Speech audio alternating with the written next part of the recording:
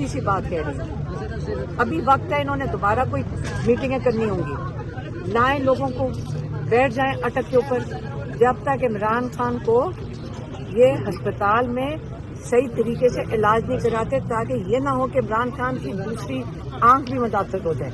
کیا P T I کی leadership, ہم یہاں سارا دن بیٹھتے ہیں، کدھر ہے پولیٹیکل کمیٹی؟ وہ نہیں آ کے بیٹھ سکتی؟ کدھر ہے گوہر صاحب جو پی ٹی آئی کے چیئرمین؟ عمران خان چیئرمین ہے، لیکن فی الحال تو وہی چیئرمین، سلمان اکرم راجہ ہو گئے، باقی سارے کدھر ہیں جو سارے کہتے ہیں پی ٹی آئی کی لیڈرشپ ہے؟ آ کے بیٹھے، جب منسوخ کرنا ہو، جب جلسہ منسوخ کرنا ہو تو سارے عمران تک پیغام پہنچا دیتے ہیں، عمران خان تک۔ میں اس پہ ہم سارے حیران ہیں کہ وہ پیغام پہنچ جاتا ہے جب منسوخ کرنا ہو، کوئی حالات ہوں، لیکن عمران خان کی آنکھ کے علاج کے لیے کوئی آواز نہیں اٹھائے گا۔